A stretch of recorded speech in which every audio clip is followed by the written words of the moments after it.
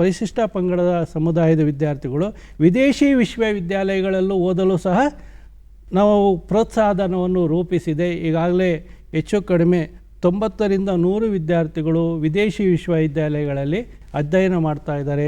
SLCಯಲ್ಲಿ ಮೊದಲ ಪ್ರಯತ್ನದಲ್ಲಿ ಪ್ರಥಮ ದರ್ಜೆಯಲ್ಲಿ ಪಾಸಾದರೆ ಅಂದರೆ 60%ರಿಂದ 74.9% ತೆಗೆದುಕೊಂಡ ವಿದ್ಯಾರ್ಥಿಗಳಿಗೆ ಮುಂದಿನ ಹಂತದಲ್ಲಿ ಶಿಕ್ಷಣವನ್ನು ಪ್ರೋತ್ಸಾಹಿಸೋದಕ್ಕಾಗಿ 7,000 ರೂಪಾಯಿಗಳ ಪ್ರೋತ್ಸಾಹಧನವನ್ನು ಕೊಡ್ತಾ ಇದೆ.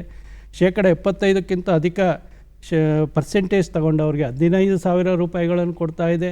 ದ್ವಿತೀಯ PUCಯಲ್ಲಿ ಡಿಪ್ಲೊಮಾದಲ್ಲಿ ಪ್ರಥಮ ದರ್ಜೆಯಲ್ಲಿ 60% ತೆಗೆದುಕೊಂಡಂಥ ವಿದ್ಯಾರ್ಥಿಗಳಿಗೆ 20,000 ಕೊಡ್ತಾ ಇದೆ. ಪದವಿಯಲ್ಲಿ ಆ ರೀತಿ ತೇರ್ಗಡೆ ಹೊಂದಿದಂಥ ವಿದ್ಯಾರ್ಥಿಗಳಿಗೆ 25,000 ಕೊಡ್ತಾ ಇದೆ. ಅದೇ ರೀತಿ ಸ್ನಾತಕೋತ್ತರ ಪದವಿಗಳಲ್ಲಿ ತೇರ್ಗಡೆಯಾದಂಥ ವಿದ್ಯಾರ್ಥಿಗೆ 30,000 ಕೊಡ್ತಾ ಇದೆ.